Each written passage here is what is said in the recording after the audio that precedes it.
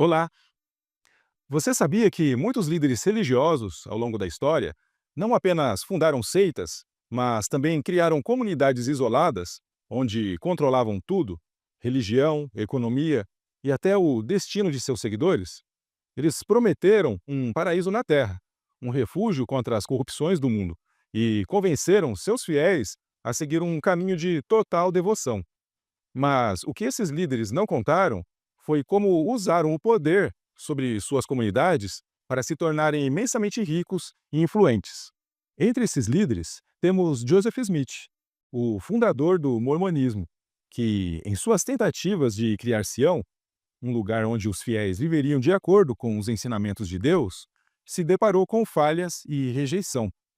Sua busca por um paraíso terrestre não deu certo. No entanto, foi o seu sucessor, Brigham Young, quem finalmente conseguiu estabelecer uma nova terra prometida em Utah, controlando uma vasta comunidade e recursos. Mas o que poucos sabem é que, por trás do discurso religioso de Brigham Young, havia uma estratégia mais ampla, uma que o tornaria um dos homens mais ricos e poderosos de sua época. Brigham Young não apenas liderou uma comunidade religiosa, mas construiu um império econômico, dono de grandes extensões de terras, proprietário de várias empresas e até um governador no território. Young usou sua posição de líder espiritual para controlar todos os aspectos da vida de seus seguidores, desde a religião até a economia local. E, ao fazer isso, ele se tornou extremamente rico. Mas Brigham Young não foi o único a seguir esse modelo. Ao longo da história, outros líderes de seitas também buscaram criar suas próprias comunidades, onde podiam controlar tanto a fé quanto as finanças de seus seguidores, muitas vezes alcançando riquezas e poder político. Jim Jones, líder do Templo do Povo, também tentou criar um paraíso isolado para seus seguidores, em Jonestown, na Guiana. Ele prometeu uma vida de igualdade e liberdade, mas, no fim, usou o controle sobre os bens de seus seguidores e sua autoridade espiritual para se tornar o centro de um império que terminaria em tragédia, com um suicídio em massa. David Koresh, líder do ramo Davidianos, em Waco, Texas, criou uma comunidade onde controlava tudo, desde a doutrina religiosa até as riquezas. Ele usou sua autoridade religiosa para justificar seu controle sobre os recursos da comunidade e, ao fazer isso, construiu um império de poder dentro da cidade isolada que ele criou, até o trágico confronto com o governo dos Estados Unidos em 1993. Charles Manson, líder da família Manson, também usou a promessa de um paraíso espiritual para controlar seus seguidores. Embora não tenha fundado uma cidade utópica, como Young, ele controlava a vida de seus seguidores, extraindo deles trabalho e recursos, o que lhe dava poder e riqueza, mesmo que de forma mais sutil. Father Divine, que fundou o International Peace Mission Movement, construiu uma rede de comunidades que prometiam um novo mundo de paz e prosperidade. No entanto, ele viveu em luxo, com muitos dos bens arrecadados dos seguidores, e tornou-se dono de várias propriedades e empresas. Esses exemplos mostram que, embora a promessa de um paraíso espiritual seja central para a criação de comunidades religiosas, muitos desses líderes também sabiam como manipular suas posições para controlar riqueza e poder. A fórmula era simples: prometer a salvação, isolar os seguidores do mundo exterior e então controlar os recursos econômicos e sociais da comunidade. No caso de Brigham Young, o que começou como uma fuga da Babilônia, uma tentativa de encontrar a Terra Prometida, resultou em uma oportunidade única para acumular riqueza, poder político e controle absoluto sobre sua comunidade. Sua habilidade em consolidar um império que impactou gerações e deixou um legado corporativo que persiste até hoje o diferencia desses outros líderes. Mas o que realmente aconteceu em Utah? Como ele usou sua posição de líder religioso para se tornar um dos homens mais ricos e influentes da América? É isso que vamos explorar no vídeo de hoje.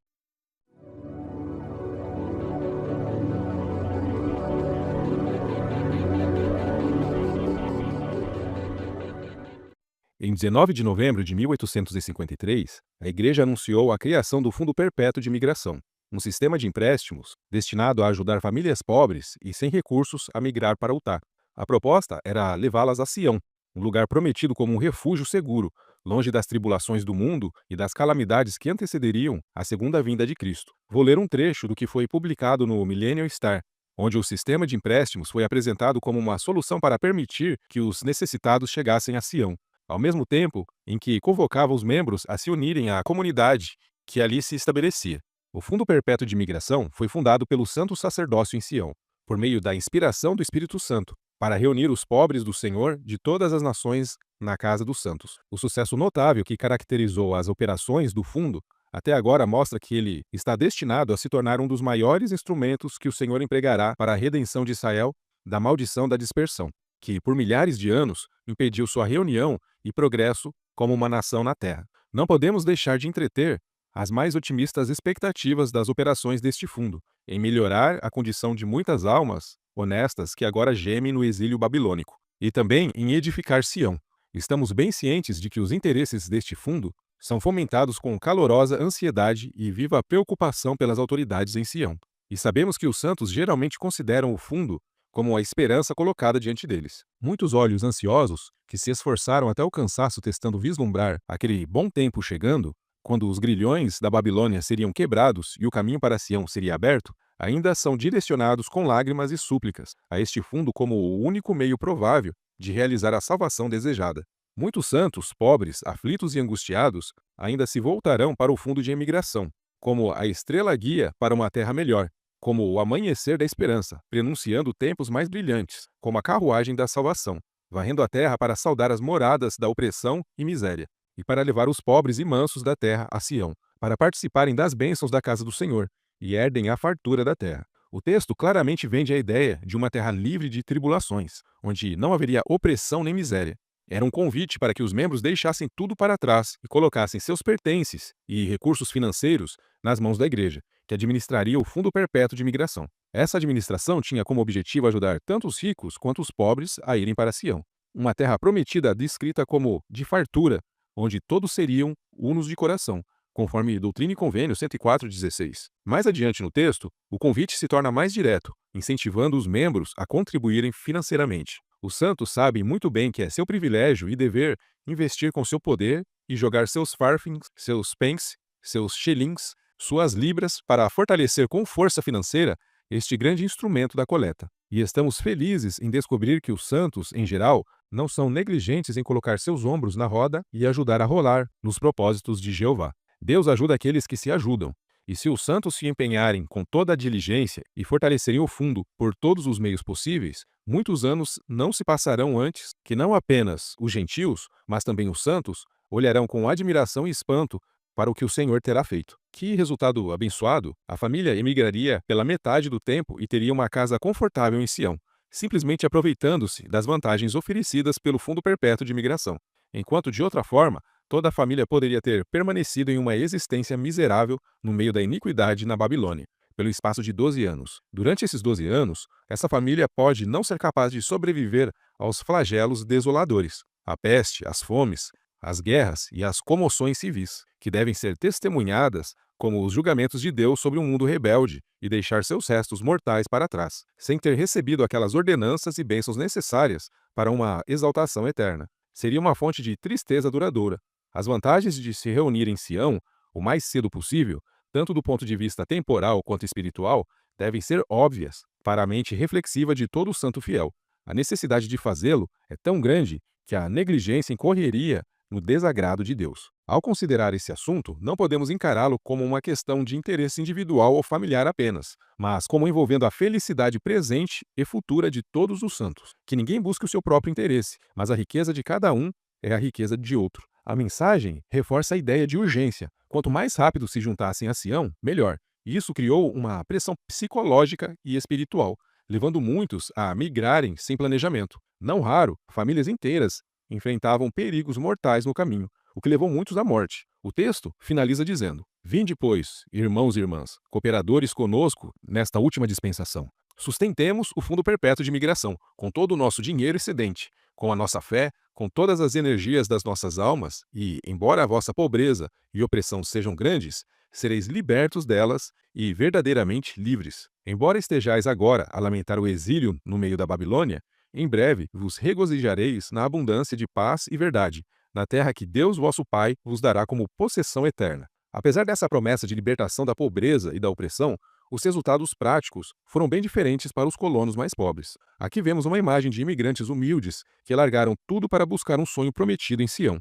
Em 1855 e 1860, ou seja, de 2 a 10 anos após as primeiras migrações, observou-se que a ideia de igualdade de oportunidades estava muito distante da realidade. Enquanto líderes da alta cúpula enriqueceram significativamente, muitos membros mais humildes e sem influência na igreja permaneceram em condições de pobreza e endividados. O site oficial da igreja reconhece: como os visitantes recebiam os fundos emprestados, esperava-se que eles pagassem os custos incorridos. No entanto, a cobrança de dívidas provou ser difícil para a Companhia do Fundo Perpétuo de Imigração. Em algum momento entre 1855 e 1860, a primeira presidência emitiu uma carta circular aos líderes da igreja, em todo o território de Utah.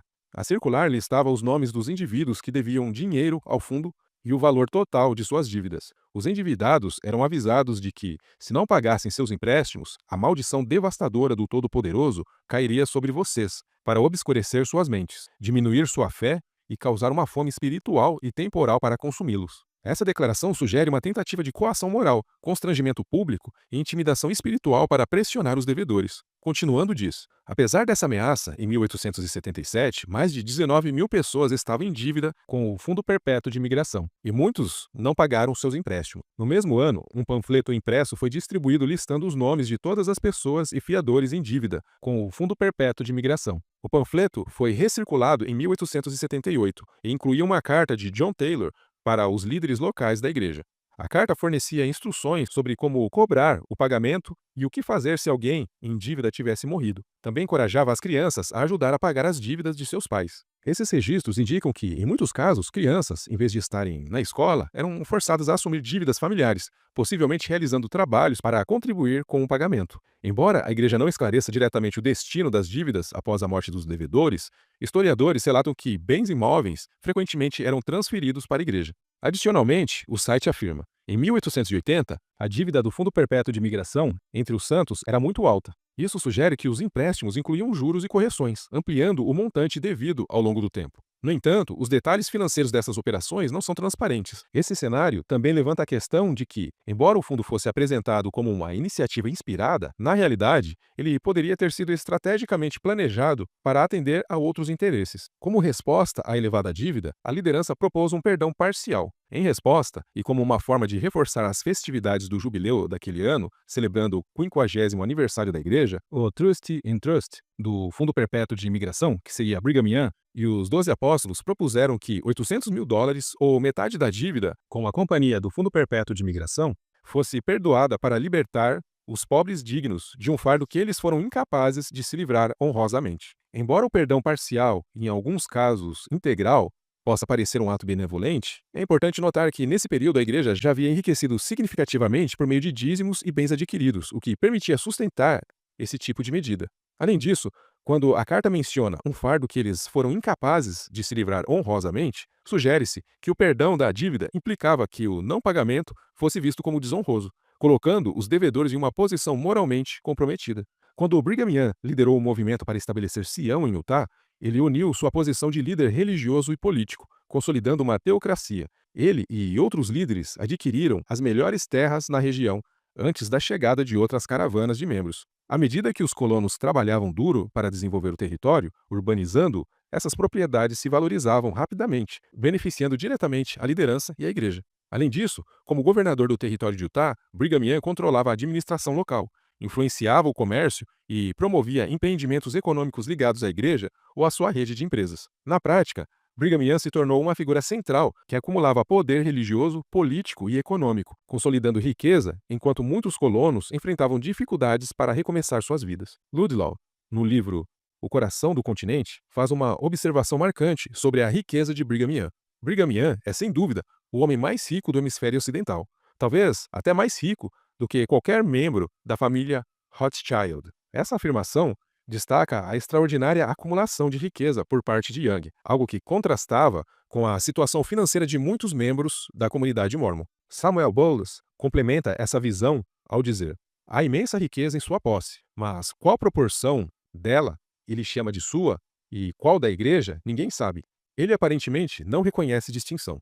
Essa ambiguidade entre as finanças pessoais de Young e os recursos da igreja gerava questionamentos, especialmente considerando sua posição como líder espiritual e secular da comunidade. Apesar disso, Young demonstrava desconforto ao ser questionado sobre a origem de sua riqueza, buscando atuar nos negócios com liberdade financeira sem prestar contas detalhadas. John G. Turner, em Brigham Young, Pioneer Prophet, revela como Young lidava com questionamentos financeiros. Questionamentos sobre administração financeira prejudicaram gravemente a autoridade de Joseph Smith em Kirtland, e Young deixou claro que não toleraria tais críticas. Não devo ser questionado sobre o que faço com meus fundos. Ele instruiu uma audiência no tabernáculo em 1860, sugerindo que os rumores de descontentamento chegaram aos seus ouvidos. Porém, ele rejeitou em várias ocasiões a noção de que o dízimo da igreja sustentava sua renda ou estilo de vida. Meus assuntos particulares não são amalgamados com os públicos, ele explicou. Brigham Young e o Trustee in Trust são duas pessoas em negócios, mantidos tão estritamente separados quanto os negócios de quaisquer duas empresas no mundo. Apesar dessas declarações, os conflitos de interesse eram evidentes. Como líder espiritual e político, Young centralizava tanto o poder religioso quanto econômico, utilizando a sua posição para acumular uma riqueza impressionante. Embora Young afirmasse que separava suas finanças pessoais das da igreja, ele também declarava abertamente seu desejo de ser sustentado pela instituição. Eu quero meu sustento e sustento pela igreja, daqui em diante, para que eu possa dar todo o meu tempo aos negócios da igreja. Eu sempre me sustentei até agora em todas as minhas viagens e trabalhos. Na prática, essa postura expõe uma contradição. Enquanto pregava princípios de autossuficiência e serviço, Young não apenas consolidava sua autoridade, como também acumulava propriedades e bens às custas de sua comunidade. Ele construía sua imagem como um líder benevolente, mas os benefícios materiais fluíam mais para si mesmo do que para o povo. Essa idealização de Young foi perpetuada nos hinos da época, que o colocava como um rei entre o povo, como o hino 92, que dizia: e levando ao alto, ecoe o clamor, por inúmeras vozes cantadas, Deus abençoe nosso profeta, sacerdote e rei, nosso líder, Brigham Young. Salve Brigham Young, salve Brigham Young. Não há um homem no domínio da terra tão amado quanto ele. Não há povo na terra tão ricamente abençoado quanto nós. E enquanto damos esse louvor a Deus, que a ele pertence, nós o agradecemos e oraremos para que ele abençoe nosso Brigham Young. Não adoramos Brigham Young, nem qualquer homem na terra, mas prestamos homenagem com alegria à mente e o valor honesto. Não passaremos por isso levianamente, mas louvaremos em todas as línguas e cantaremos. Deus abençoe nosso sacerdote e rei, nosso líder, Brigham Young. Se na Alemanha havia a saudação Heil Hitler, em Utah havia o hino dando brados de Heil Brigham Young.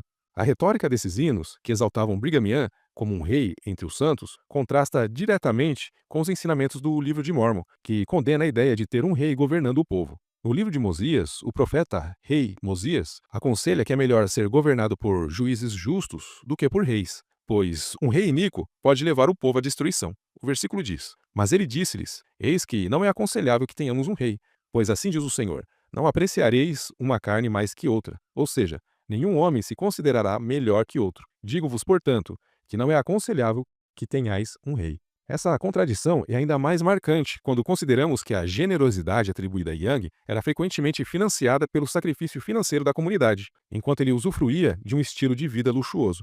A imagem de Young como um rei benevolente era cuidadosamente construída, mas na prática reforçava sua autoridade e centralizava poder, desafiando os próprios princípios de igualdade e serviço comunitário que ele pregava. Um outro hino dizia: ó Brigham Young, amigo dos santos oprimidos, penso na causa das muitas restrições sob as quais você trabalhou por tanto tempo e que ainda permanecem. Isso perturba meu espírito e me causa dor.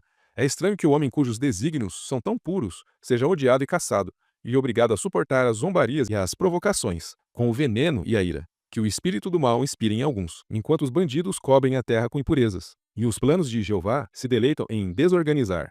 Vocês estão apertados e confinados e privados do ar livre e da luz do sol do céu para alegrar seus espíritos. Mas quem pode aprisionar uma alma como a tua em muros ou em masmorras? Na escuridão brilhará e será livre e tão puro quanto o doce ar da montanha, que o ódio dos perversos nunca poderá prejudicar. Então, anime-se, querido Brigham. O tempo está próximo, quando aqueles que o oprimem não sobrecarregarão a terra. Pelo poder do Pai, eles logo serão abatidos, e seu reino em glória crescerá para sempre. Apesar da retórica emocional e heróica deste hino, que pintava Brigham Young como um mártir confinado e oprimido, a realidade era bem diferente. Young não vivia em privação ou isolamento como sugerido. Na verdade, sua vida estava muito distante da difícil realidade enfrentada pela maioria dos santos em Salt Lake City, que lidava com pobreza, trabalho árduo e condições adversas. Enquanto os membros da igreja sacrificavam seus recursos e viviam em condições modestas, Brigham Young desfrutava de casas luxuosas e propriedades vastas, como o Palácio Amélia e o Gardo House. Essa glorificação simbólica de Young servia mais para reforçar sua autoridade e status entre os santos do que para refletir sua verdadeira situação. Nesta tela vemos a última casa de Brigham Young, o Palácio Amélia, construído para sua esposa favorita. Era avaliada em US$ 100.000 na época, cerca de 3 milhões de dólares em valores de 2025. Além disso, Young era proprietário do Teatro de Salt Lake, avaliado em US$ 125.000 na época, equivalente a 3,4 milhões hoje. Esse teatro era apenas um entre os muitos investimentos que mostravam o alcance de sua riqueza e influência. Mesmo após sua morte, sua fortuna continuava a ser motivo de controvérsia. Em um discurso na Conferência Geral de abril de 1925, Elder Widstow disse: "Alguns dos chamados historiadores que escreveram sobre nós estabeleceram como base de seus escritos a suposição de que Joseph Smith era um canalha que tentou enganar o povo, e que Brigham Young se tornou um Mormon porque amava riqueza e poder. Isso não é história. Aqueles que lerem a história desta igreja, com corações honestos, libertando-se de preconceitos, chegarão à conclusão de que esta obra foi fundada com honestidade. Quaisquer historiadores ou supostos historiadores que começam seu trabalho assumindo que os fundadores desta igreja foram desonestos ou insinceros, não escrevem história, eles escrevem farsa." Apesar do discurso retórico do Elder Widstow tentar desviar da ideia de que Young amava riqueza e poder, os discursos de Young costumavam demonstrar o interesse de se gabar de suas riquezas para os membros. Em Journal of Discourses, podemos verificar alguns deles. Young disse: "Tenho quase tantos prédios quanto qualquer um neste território, e nunca paguei $1 de seguro neles, ou qualquer uma das minhas propriedades, ou a mim mesmo." Aqui Young se gaba da quantidade de propriedades que ele tinha na cidade, mais do que qualquer um. Essa outra declaração soou muito estranho, já que ele parece reconhecer ter dízimos atrasados. Ele diz: "Fiz uma declaração ontem, que posso fazer novamente com toda a propriedade, que, no meu julgamento, seria necessário mais do que tenho para pagar em dízimo atrasado, e tenho tanto, provavelmente, quanto qualquer homem na igreja." Essas falas expõem um líder que, em vez de representar os valores de simplicidade e sacrifício, parecia mais preocupado em ostentar sua posição privilegiada. A defesa de Brigham Young, feita pelo Elder John A. Widstow, em 1925, alegando que as críticas ao amor de Young por riqueza e poder eram preconceituosas, é enfraquecida pelos próprios discursos e ações de Young. Suas palavras e práticas revelam um homem profundamente interessado em consolidar riqueza e controle, mesmo que às custas dos sacrifícios de sua comunidade. Young também disse: "Se você deseja obter riqueza, poder, glória, excelência e exaltação de todo tipo, seja por Deus e pela verdade, ele lhe dará mais do que seus corações podem conceber." Um outro fato curioso é que Young também lucrava com os divórcios. Ele diz: "Os provocadores, que vêm o tempo todo atrás das mulheres e logo se cansam delas e querem se divorciar delas, eu cobro $10 por cada divórcio. E esse é meu banco individual." Vale destacar que, durante a obra missionária realizada pela igreja na Europa, não era revelado que se tratava de uma religião que praticava poligamia. Muitas mulheres que aceitavam o convite para emigrar e desembarcavam em Utah acabavam destinadas a se tornarem esposas polígamas de homens locais, frequentemente sem terem conhecimento prévio dessa realidade. Essa situação gerava grande descontentamento e tristeza para muitas delas. Além disso, o isolamento de Salt Lake City tornava qualquer tentativa de fuga extremamente arriscada, principalmente devido à possibilidade de se deparar com grupos indígenas ou outros perigos no caminho. Esse contexto fazia com que muitas mulheres se vissem forçadas a aceitar e se submeter à condição de esposas plurais. Adicionalmente, a poligamia não oferecia nenhum benefício jurídico às mulheres que decidissem se separar. De acordo com as leis americanas, as esposas plurais não tinham respaldo legal para requerer pensões ou outros direitos garantidos em casamentos monogâmicos. Assim, muitas delas ficavam presas a relacionamentos que não lhes traziam nem liberdade nem segurança, vivendo em um estado de constante vulnerabilidade. A promessa de um lugar de liberdade e felicidade em Utah, para muitas mulheres, se tornou um lugar de prisão e falta de esperança. Em um discurso datado de 21 de setembro de 1856, Brigham Young repreendeu as mulheres por seus lamentos e tristezas em viver a poligamia e por se sentirem presas, sem perspectivas. Young disse: "Agora, para minha proposição, e mais particularmente para minhas irmãs, pois acontece frequentemente que as mulheres dizem que são infelizes. Os homens dirão: minha esposa, embora uma mulher excelente, não viu um dia feliz desde que tomei minha segunda esposa. Não, não é um dia feliz há um ano, diz um, e outro não vê um dia feliz há 5 anos. Aqui Young reconhece abertamente o impacto emocional da poligamia sobre as mulheres, ainda que trate o descontentamento como uma falha delas, e não do sistema em si. Ele continua: vou dar a vocês, deste momento até o dia 6 de outubro próximo, para reflexão, para que vocês possam determinar se desejam ficar com seus maridos ou não.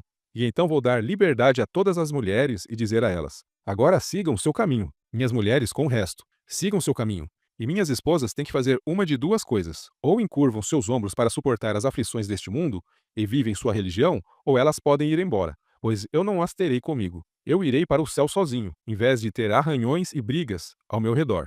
Eu darei liberdade a todas. O quê? Primeira esposa também? Sim, eu libertarei todas vocês. Essa declaração demonstra como a liberdade oferecida por Young era ilusória, já que, no contexto social e geográfico de Utah, deixar o casamento polígamo era uma decisão quase impossível para a maioria das mulheres. Young também diz: eu sei o que minhas mulheres dirão. Você pode ter quantas mulheres quiser, Brigham, mas eu quero ir a algum lugar e fazer alguma coisa para me livrar dos chorões. Não quero que elas recebam uma parte da verdade e rejeitem o resto. Young classifica as mulheres insatisfeitas como choronas, desconsiderando as dificuldades reais enfrentadas por elas em um sistema que as privava de direitos e perspectivas. O discurso continua: sem dúvida, alguns estão pensando: gostaria que o irmão Brigham dissesse o que seria das crianças. Vou lhes dizer o que sinto. Deixarei minhas esposas ficar com minhas crianças, e terei propriedades suficientes para sustentá-las e posso educá-las. E lhes darei uma boa fortuna, e poderei começar do zero. Essa fala revela como Young tratava as relações familiares de forma quase transacional, priorizando o acúmulo de bens e organização patrimonial. Enquanto expressa uma aparente responsabilidade financeira ao falar em sustentar e educar os filhos, ele deixa claro que poderia começar do zero, o que demonstra um certo desapego emocional. Para ele, laços familiares pareciam menos importantes do que garantir controle e estabilidade material. Além disso, ao se posicionar como aquele que proveria fortunas e educação, ele reforça seu poder e controle sobre a família, deixando implícito que, mesmo em uma situação de separação, ele continuaria a ditar os termos. Essa postura reflete como a dinâmica familiar em Utah muitas vezes estava subordinada ao pragmatismo e ao materialismo dos líderes da igreja. Na prática, no entanto, essa promessa de suporte financeiro nem sempre se concretizou. Annalisa Young, uma de suas esposas que pediu o divórcio, registrou a hipocrisia de Young em seu livro, Esposa número 19. Ela revelou que, apesar de sua vasta fortuna, estimada em milhões de dólares na época, ele não a ajudou financeiramente durante o divórcio. Annalisa escreveu: uma moção para uma pensão e honorários advocatícios foi notificada para a audiência ao mesmo tempo, e o serviço foi feito pelo mesmo oficial. Este documento foi encabeçado com toda a devida forma e cerimônia. Ela declarou: eu, Annalisa Young, a autora, devidamente juramentada, aleguei que eu era a esposa de Brigham Young, o réu, que enquanto eu morava com ele e realizava o trabalho mencionado na conta já protocolada, ele adquiriu uma propriedade enorme, no valor de vários milhões de dólares, e agora era dono de pelo menos 8 milhões, que eu não tinha como saber sua renda exata, mas estava suficientemente informada para alegar que era de pelo menos 40 mil dólares por mês, algo em torno de 2 milhões 139 mil dólares em 2025. Que os fatos declarados no projeto de lei eram verdadeiros, que eu e meus filhos estávamos sem um tostão, que, sabendo do poder e da influência de Brigham, que ele tinha a disposição de me prejudicar e que minha vida não seria segura em qualquer casa particular, eu me refugiei no principal hotel de Salt Lake City, o Walker House, por volta de 15 de julho, onde eu residia desde então. Que minhas despesas eram muito grandes, mas que eu não tinha renda, e que minha saúde era muito fraca para me permitir trabalhar. Portanto, pedi ao tribunal que me concedesse os itens incluídos na conta já protocolada. Essa declaração foi assinada por mim e coassinada por Joseph F. Norman, o escrivão do tribunal. Annalisa Young buscou no tribunal uma pensão de 500 dólares por mês e 200 mil dólares em bens, alegando abandono e tratamento cruel. Brigham Young contestou, argumentando que o casamento não era reconhecido pela lei dos Estados Unidos, devido à ilegalidade da poligamia. Embora o tribunal tenha concedido a Annalisa uma pensão temporária de 3 mil dólares, ela nunca recebeu o valor total. Seu caso foi emblemático, expondo as contradições da poligamia e a desumanidade do sistema liderado por Young. Richard Abanes, em seu livro, fez a seguinte consideração sobre o pedido de pensão de Annalisa Young. Annalisa Young, esposa plural de Brigham Young, que deixou o profeta mórmon e pediu o divórcio, quando Annalisa pediu pensão alimentícia e uma parte do patrimônio de Young, ele respondeu declarando que, como a poligamia era ilegal, então o casamento deles era inválido, o que significava que ele não deveria ter que pagar a ela nenhum sustento. Essa situação não apenas demonstrou o lado materialista de Brigham Young, mas também evidenciou o uso de sua riqueza e posição para subjugar e silenciar as mulheres para permanecerem em relacionamentos abusivos, enquanto ele próprio acumulava poder e fortuna. O caso de Annalisa foi um marco na luta contra a poligamia e na exposição da exploração que sustentava a riqueza e a autoridade de Young. No mesmo livro, Richard Abanes faz outra consideração sobre o luxo de Brigham Young e seus amigos, em comparação com os membros do baixo clero, dizendo: os líderes Sud chegaram a ameaçar os homens, dizendo que se eles recusassem outra esposa, então, na vida após a morte, a esposa que eles possuíam iria para outro homem, um polígamo por toda a eternidade. Nem importava se havia um lugar para colocar uma nova esposa. Consequentemente, muitos homens residiam com suas famílias em miséria virtual.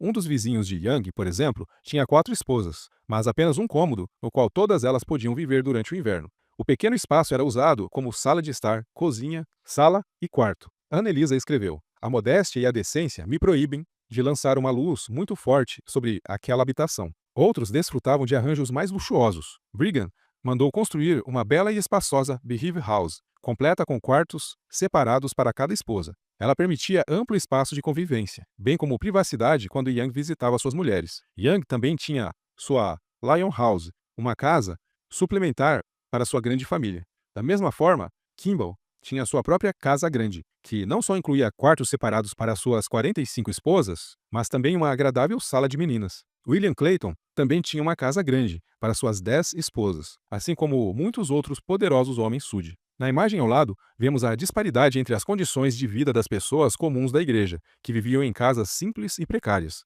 e as dos líderes Sud, como Brigham Young, que habitavam mansões luxuosas. Esse contraste gritante entre a miséria das famílias comuns e o conforto dos líderes expõe uma face perturbadora da poligamia institucionalizada em Utah.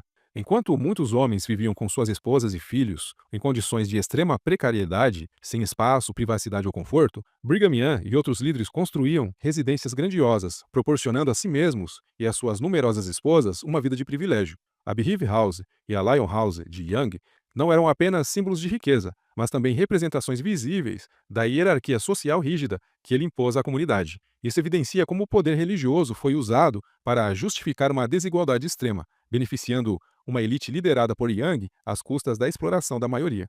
No livro História de Utah, Hubert Bancroft disse o seguinte sobre como Brigham Young usava os recursos da igreja. Um escritor do Salt Lake Tribune, de 25 de junho de 1879, afirma que durante o mandato de Brigham Young, ele recebeu cerca de 13 milhões de dólares, o que daria 695 milhões de dólares em 2025, em dízimos, dos quais cerca de 9 milhões de dólares, ou seja, 481 milhões de dólares em 2025, foram desperdiçados com sua família.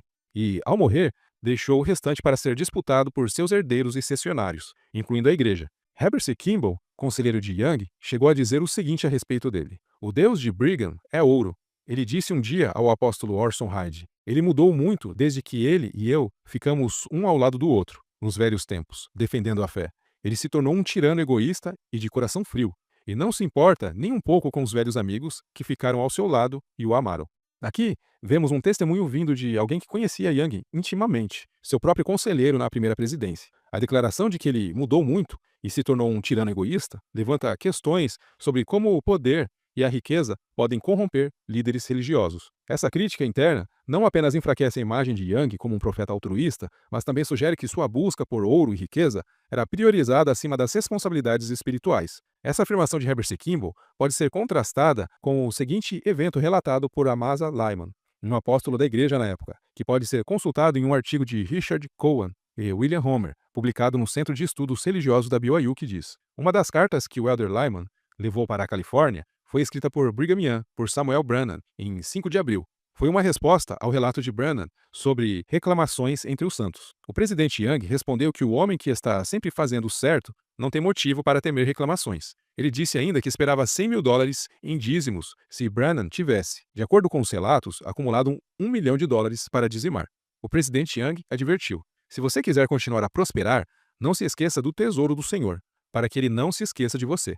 E quando você tiver acertado com o tesouro, quero que se lembre de que o irmão Brigham está na miséria há muito tempo. Ele quer que você lhe envie um presente de $20.000 em pó de ouro, em torno de $20.000, o que equivaleria a $600.000 em 2025. Mas uma ninharia quando o ouro é tão abundante. Meu conselho não será igual a mim, a menos que você envie mais $20.000 para serem divididos entre os irmãos Kimball e Richards, que, como eu, estão em dificuldades. Uma dica para os sábios é suficiente. Então, quando isso for realizado, você terá nossa bênção unida. Mas se você reter, quando o Senhor disser para dar, suas esperanças e perspectivas agradáveis serão destruídas em uma hora em que você não pensa e nenhum braço para salvar. Mas estou convencido de coisas melhores do irmão Branham. Espero tudo o que pedi quando o irmão Lyman retornar.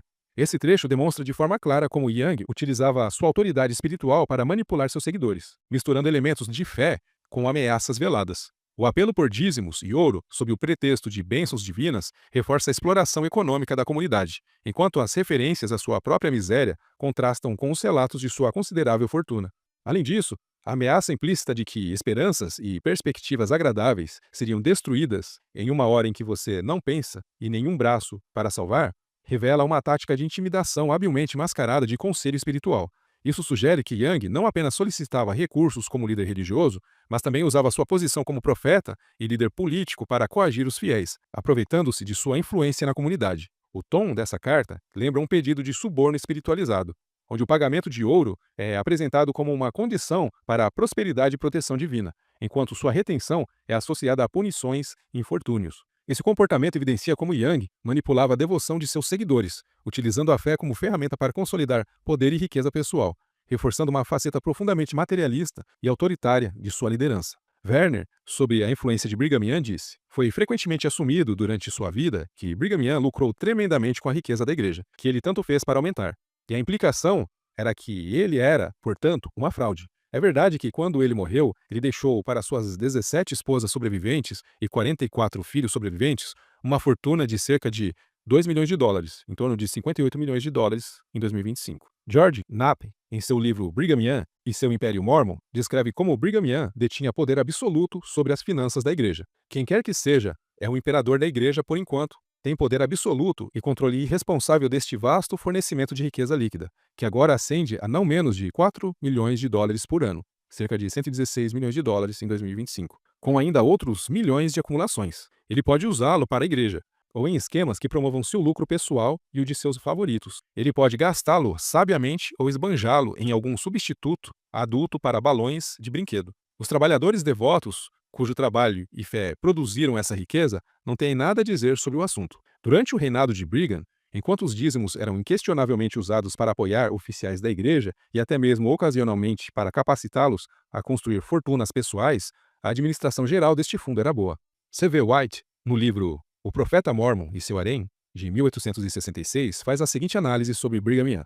Não obstante esses protestos tão frequentemente feitos do púlpito, há uma convicção crescente entre as massas de que as crescentes evidências da riqueza individual de Brigham, apesar de seus imensos desembolsos, só podem ser contabilizadas de uma maneira: pela absorção gradual e assimilação dos fundos da igreja com seus próprios dinheiros privados. De fato, ele não hesita em afirmar ousadamente que, se ele deseja construir uma moenda ou uma serraria, ou se envolver em qualquer outro empreendimento, ele toma emprestado do dízimo ou de outros fundos públicos os meios necessários, pagando-os de volta em parcelas quando conveniente, ou entregando alguma outra propriedade para a qual ele não tenha uso imediato. Nesses arranjos e negócios privados, entre ele próprio, em própria persona, e ele próprio, em sua capacidade fiduciária, não se deve supor que ele os faria em seu próprio prejuízo, ou que ele assumiria voluntariamente perdas que ele poderia muito bem jogar sobre a igreja em geral. Com esse bode expiatório sobre a qual lançar suas infelizes especulações, e com uma grande receita derivada de presentes legislativos, na forma de cânions de madeira, áreas de pastoreio, balsas e outras franquias, não é estranho que seu estoque mundano seja constante e amplamente aumentado. Ele se gaba de não pensar em como ganhar dinheiro ou ficar rico, e ainda assim, as riquezas fluem constantemente para ele. Ele disse que pode trocar dólar por dólar com qualquer monarca na Europa. Ele cuida dos interesses do Senhor e o Senhor cuida dos seus interesses. A seguir estão alguns dos principais atos legislativos em favor de Brigham Young, aprovados pela Assembleia de Utah. Uma lei em relação ao City Creek Canyon, aprovada em 9 de dezembro de 1850. Isso deu a Young o controle exclusivo do City Creek e do Canyon, pelo qual ele foi obrigado a pagar ao tesouro a quantia de $500. Sob essa concessão, Brigham cobra daqueles que obtêm madeira no Canyon a cada 3 carregamentos. E como essa é a única madeira a 15 milhas da cidade, isso por si só é a fonte de uma receita imensa. Além disso, ele construiu o City Creek 2 ou 3 moinhos, tendo ele o uso exclusivo da água. Estima-se que a renda de Young somente desse Canyon seja de $10.000 por ano, em torno de 290 milhões de dólares em 2025. Uma lei foi aprovada em 5 de fevereiro de 1852, concedendo a Brigham Young as águas do canal Mill Creek. Em 20 de janeiro de 1854, uma lei que determina que toda propriedade deixada por qualquer pessoa falecida ou fugitiva, para a qual não haja requerente, passará para o Fundo Perpétuo de Imigração. Brigham é o presidente dessa sociedade e o custodiante do fundo. Esse ato acrescenta muito à renda do presidente fiduciário. Em 19 de janeiro de 1855, uma lei destinando a Brigham Young $2.500, que valeria 72 milhões e 500 mil dólares em 2025, para construir uma academia em Salt Lake City. A academia nunca foi construída. Em 18 de dezembro de 1855, uma lei concedendo a Brigham Young o direito exclusivo de uma área de criação de rebanhos conhecida como Kansas Prairie. Na mesma data, uma lei concedendo a Brigham Young todo o Cache Valley para um rebanho.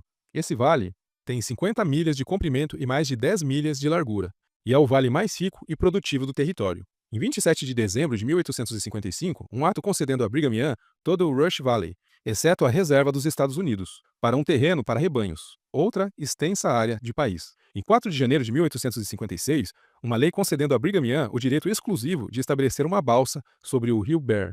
Então, Brigham Young estava lucrando com taxas dessa balsa. Em 5 de janeiro de 1856, uma lei concedendo a Brigham Young um rancho e uma área para rebanhos em Lone Rock Valley. Em 12 de janeiro de 1856, uma lei concedendo a Brigham Young o direito exclusivo de controlar a estrada e as jazidas de carvão em Coal Canyon, condado de Sanpete. Na mesma data, um ato fazendo uma apropriação para Brigham Young de $1.000, em torno de 29 milhões de reais em 2025, do Tesouro Territorial, para permitir que ele pagasse por uma ação na Deseret Iron Company. Em 22 de janeiro de 1864, uma lei autorizando Brigham Young a estabelecer um pedágio na Tully Road. Depois de ler todas essas doações e franquias generosas, podemos entender o sentido da piada feita por Brigham Young quando ele diz: ele não pensa em como ficar rico, e ainda assim as riquezas fluem constantemente para ele. C.V. White também observa o seguinte: somente na missão europeia, mais de 500 mil dólares, ou seja, 12 milhões de dólares em 2025, em ouro britânico, chegaram aos bolsos de Brigham. Nenhuma conta foi feita desta vasta quantia, nem há qualquer obra ou projeto público que exija gastos de dinheiro da igreja, que não tenha sido mais do que provido pelo fundo de dízimo doméstico. Mais uma referência a Brigham Young adquirindo ouro. Agora, da missão europeia.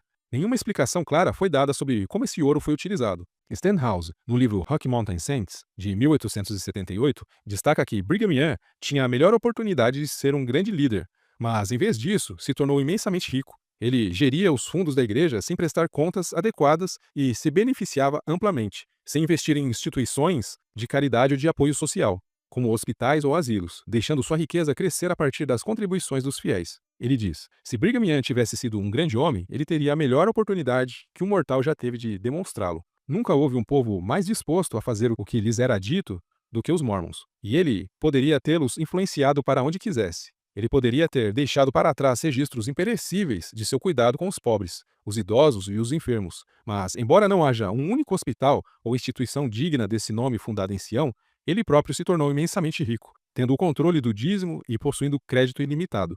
Ele acrescentou casa a casa e campo a campo, enquanto todos sabiam que ele não tinha empreendimentos pessoais suficientes para capacitá-lo a cobrir algo como as despesas atuais de suas numerosas esposas e filhos. Como administrador em custódia, ele não presta contas dos fundos que chegam às suas mãos, mas diz aos fiéis que eles têm total liberdade para examinar os livros a qualquer momento. Ele é acusado de ter, em 1852, equilibrado sua conta com a igreja na modesta quantia de $200 mil, ao instruir o escrivão a depositar em seu crédito a mesma quantia, por serviços prestados. E, em 1867, ele ainda cumpriu suas obrigações no valor da pequena quantia de $967 mil de maneira semelhante. Então, Brigham Young ele pagava o dízimo à igreja e depois pedia que aquele mesmo valor que ele pagou de dízimo fosse depositado a crédito na mesma quantia para ele como serviços prestados. Por vários anos, o agente da igreja, A.M. Moser, tem se empenhado em garantir escrituras legais para todas as propriedades que o profeta reivindica. E com isso, ele poderá garantir em sua vida para suas diferentes famílias tais propriedades que as tornarão independentes em sua morte. Dizem que a construção do Pacific Railroad rendeu a ele cerca de $250 000. A Utah Central Railroad também lhe trouxe uma grande soma de dinheiro. E, no geral, o Senhor favoreceu generosamente seu servo Brigham. A riqueza real do profeta nunca será conhecida. Provavelmente não há um condado em Utah onde ele não tenha alguma propriedade valiosa.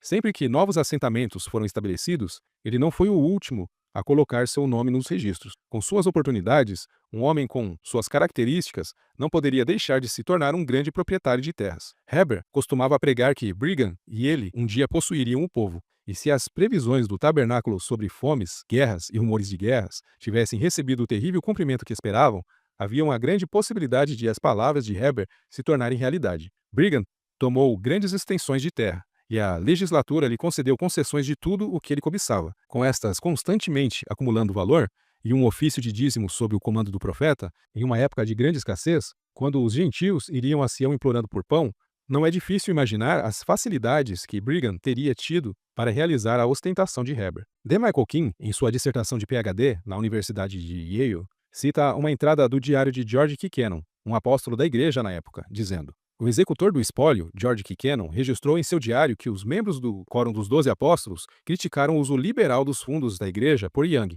embora a parte desse uso possa ter sido para projetos da igreja. Alguns dos meus irmãos, como aprendi desde a morte do presidente Brigham Young, tinham sentimentos a respeito de seu curso. Eles não o aprovavam e se sentiam opostos, e ainda assim não ousavam demonstrar seus sentimentos a ele. Ele governava com uma mão tão forte e rígida, e eles sentiam que não seria de nenhuma utilidade. Em poucas palavras, o sentimento parece ser que ele transcendeu os limites da autoridade que legitimamente detinha. Fiquei muito surpreso ao encontrar tanta insatisfação em tais setores. Acredita-se que os fundos da igreja foram usados com uma liberdade não garantida pela autoridade que ele detinha.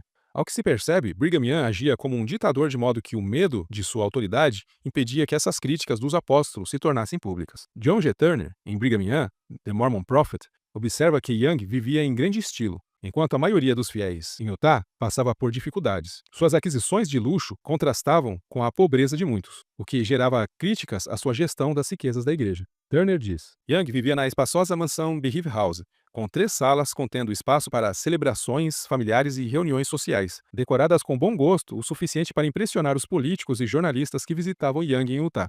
Ao longo de vários anos, ele solicitou meticulosamente a seus agentes comerciais do leste que comprassem uma carruagem do melhor material e acabamento, do mais recente, melhor, mais elegante e aprovado estilo. Carpete feito de um fio de bom tamanho e bem torcido, feito de lã longa, grossa e boa. Um conjunto de binóculos de ópera, bem envoltos em couro de bezerro, Rohan, em vez de couro envernizado. Uma dúzia de pares, das melhores luvas francesas de criança para cavalheiros, pele de cabra, não de carneiro, e um piano de cauda. Essas aquisições anunciavam o status de Young como um cavaleiro de meios, refinamento e status. Quando ele mostrou aos outros líderes da igreja seus pianos, móveis e outras aquisições domésticas, ele demonstrou um orgulho bastante compreensível, dada suas raízes modestas. Provavelmente, em vista da pobreza gritante da maioria dos habitantes de Utah, Young às vezes sentia a necessidade de defender sua riqueza e poder econômico. Deus amontou a propriedade sobre mim, ele disse, e eu tenho o dever de cuidar delas. Aqui vemos o interior de uma das mansões de Brigham Young, com itens decorativos e móveis de grande valor. Esse luxo era, em muitos aspectos, um reflexo de seu status dentro da igreja e da sociedade. Nesta imagem vemos o carpete que ele encomendou, feita com o melhor tipo de fio de lã. Aqui vemos um modelo de piano de cauda e de binóculo que Young também possuía. William Alexander Lin, em The Story of the Mormons, comenta sobre a riqueza acumulada por Young. Young foi um acumulador bem-sucedido de propriedades para seu próprio uso, um homem pobre quando partiu de Nauvoo. Seu patrimônio, quando morreu, foi avaliado entre 2 milhões e 3 milhões de dólares. Esta foi uma grande acumulação para um pioneiro que se estabeleceu em um deserto. Foi sobrecarregado com uma família polígama de mais de 20 esposas e 50 filhos, e os cuidados de uma denominação da igreja, sem salário como um oficial da igreja. Eu sou a única pessoa na igreja, Young disse a Greeley em 1859, que não tem um chamado regular além do serviço da igreja. E ele acrescentou: nós achamos que um homem que não consegue ganhar a vida fora do ministério da igreja é inadequado para esse ofício. As propriedades imobiliárias de Young eram grandes, não apenas em Salt Lake City, mas em quase todos os condados do território. Além de lotes urbanos e terras agrícolas, ele possuía moinhos de grãos e serrarias, e cuidava para que suas fazendas fossem bem cultivadas e que seus moinhos produzissem farinha fina. Como administrador, em confiança para a igreja, Young tinha o controle de todas as propriedades e rendas da igreja, praticamente sem responsabilidade ou supervisão. No entanto, as práticas questionáveis não se limitavam à gestão das riquezas da igreja. Testemunhos do caso Reed Smoot revelam que Young frequentemente emprestava fundos da cidade de Salt Lake e aceitava dízimos pagos com bens inusitados, como bebidas alcoólicas e banhos. A testemunha afirmou: em uma ocasião, Brigham Young pediu emprestado da cidade de Salt Lake $10.000. Acho que foi em 1871. Em outra ocasião, ele pediu emprestado $2.000. Em 1873, ele pediu emprestado $14.000. Os registros mostram que outros oficiais importantes da igreja às vezes pediam emprestado da cidade. A cidade de Salt Lake, naquela época, administrava um bar da cidade, tinha um salão de bilhar da cidade, tinha um estabelecimento de banho da cidade, administrava uma destilaria. Seu registrador mantinha uma conta com um administrador em confiança para a igreja mórmon, cujo administrador era acreditado com o dízimo. E o dízimo, a propósito, são os 10% que os bons mórmons devem pagar à igreja, devidos pelos vários oficiais da igreja. E eles eram cobrados com bebidas alcoólicas e por banhos, e por coisas desse tipo. Aqui vemos algumas marcas de grandes ricos em Utah. Brigham Young usava o símbolo do Y em suas propriedades. Willard Richards usava o WR, e o Franklin D. Richards usava o FRD. Todos eles foram os apoiadores de Young no período da crise de sucessão, onde, misteriosamente, o filho de Joseph Smith, que seria o próximo presidente da igreja, foi envenenado, e, de acordo com a acusação de William Smith, Brigham Young é quem teria encomendado a morte. Stanley Hirschon, no livro O Leão do Senhor, também fala como o controle de Young sobre o território se expandia para além da religião. Ele não só liderava espiritualmente, mas também possuía vastos negócios, como empresas têxteis, de curtume, pecuária e até uma fábrica de queijo de renome. O registro diz: a cada ano, a leiteria Young's, em Hampton, Utah, produzia mais de 150 toneladas do melhor queijo do mundo. E entre Mendon e Logan, o profeta possuía uma das melhores fazendas do território, 10.000 acres de terra, muito boa, na qual 600 cabeças de gado de primeira qualidade e centenas de ovelhas pastavam. As fábricas de Young estavam por toda parte. Em City Creek, ele administrava uma fábrica de cardagem e um moinho de grãos. Em Salt Lake City, uma grande carroça e oficina de reparos. Na foz do Parley's Canyon, fábricas de algodão e lã. E em St. George, curtumes de couro, uma loja de fabricação de celas e arreios, e uma fábrica de calçados que empregava uma dúzia de homens. Suas fortunas, Burton observou astutamente, foram feitas principalmente nos negócios. Como o falecido Imam de Muscat, ele é o principal comerciante, bem como o sumo sacerdote. Ele envia longos trens de carroças carregadas com vários produtos para os estados do leste e abastece caravanas e assentamentos com grãos e provisões, da maneira que ele vendeu para as tropas federais para se abrigarem em Camp Floyd. Ele supostamente arrecadou não menos que $200.000, em torno de $6.380.000 em 2025. Poucos meses após sua migração para Utah, com uma dívida de $1.000, Young, por sua própria admissão, era rico. Antes de eu ter passado um ano neste lugar, ele se gabou em 1850. O homem mais rico que veio das Minas, o padre Rhodes, com $17.000, não conseguiu comprar as posses que eu tinha feito em um ano. Durante a década de 1860, a renda pessoal do profeta era em média de $32.000 por ano, em torno de $1 milhão em 2025. E no censo de 1870, ele declarou propriedade pessoal no valor de $102.000, em torno de $3.190.000 em 2025, e imóveis avaliados em $1.010.600,36, em torno de $31.600.000 em 2025. D. Michael King, em seu livro Hierarquia Mormon, Riqueza e Poder Corporativo, listou pelo menos 137 negócios em que Brigham Young estava envolvido, seja como sócio ou proprietário ou presidente da companhia. São muitos, como empresas de curtume, têxteis, madeira, construção, abastecimento de água, transporte aquático, moagem, restaurantes, comércio varejista. Aqui mais uma lista com empresas do ramo imobiliário, pecuária, pedreira, açúcar, bancos e financeiras, estradas, telégrafo, ferro e aço. Aqui mais lista de empresas como empresas de reforma residencial, criação de gado, mais indústrias têxteis, estábulos, moagem, impressão e gráficas, empresas de papel. Aqui mais empresas como de álcool, carvão, ferrovia, comércio, abastecimento de água, moagem.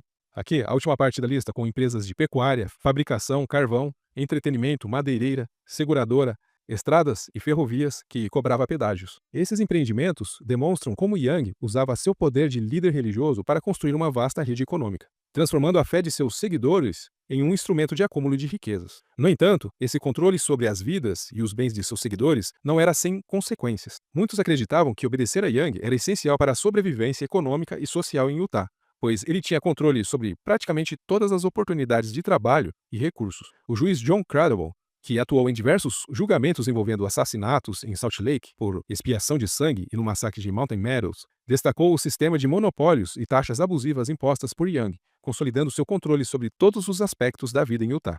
Ele, Brigham Young, tem, por meio da legislatura, licença irrestrita para tributar comerciantes. Por legislação, todos os extraios no território são apreendidos e vendidos, e os lucros pagos a ele.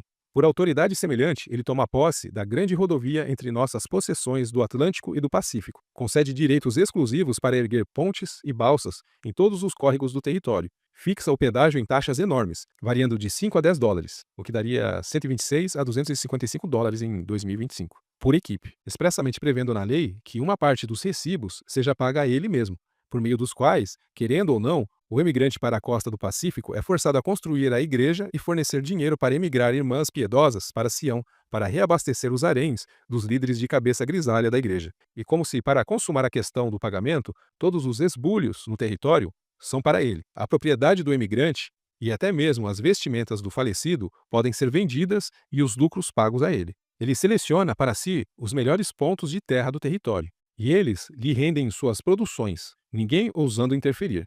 A madeira nas montanhas, por uma grande distância da cidade de Salt Lake, pertence a ele, e é somente entregando a cada terceira carga, como ele ordenar, que os portões são abertos e o cidadão tem permissão para passar pelo City Creek Canyon para obtê-lo. Tendo se apropriado de tudo o que deseja para seu próprio uso, ele tem extensões bastante extensas do país fornecidas a ele pelo governo federal, como capital para sua igreja. Ele envia seus agentes, denominando-os missionários, para a Europa, que representam Utah como um paraíso, e vão ao mercado oferecendo a cada prosélito que virá para Sião uma propriedade de 1/4 de seção de terra, sendo em troca compensado pela adição de mulheres para preencher os haréns, e o dízimo que no futuro será acumulado para ele. O gado em 1000 colinas exibe sua marca. Ele fixa seu pagamento. Ele paga a si mesmo. Seu corpo mimado, mas plebeu, repousa em um palácio, e dezenas de mulheres de olhos brilhantes o chamam de marido.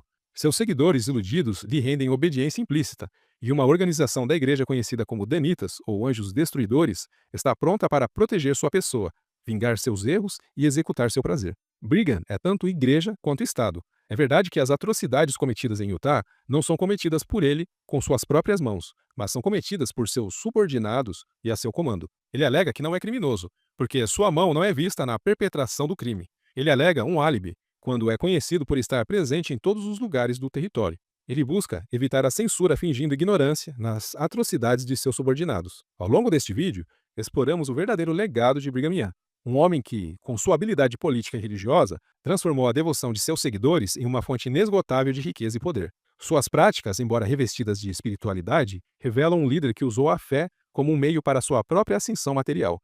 A promessa de um paraíso celestial se misturou com a criação de um império econômico, questionando os verdadeiros valores que deveriam orientar uma liderança espiritual. Fica a reflexão. Até que ponto estamos dispostos a questionar as figuras que colocamos em pedestais? Brigham Young, em sua busca por riqueza e controle, se tornou um exemplo de como o poder, quando concentrado, pode corromper, distorcendo até os ideais mais elevados. E aqui está a ironia. O paraíso prometido por Brigham Young, que ele via como a terra prometida, jamais apareceu entre as 10 melhores cidades para se viver no mundo. Mesmo com todo o controle e riqueza que acumulou, Utah e seus impérios não conseguiram atingir os padrões de qualidade de vida que muitos consideram essenciais. O que começou como um sonho de utopia, transformando em um vasto império, deixou para trás a dúvida: será que o verdadeiro paraíso estava no destino final de seus seguidores ou apenas no acúmulo de poder e bens? Nos vemos no próximo vídeo.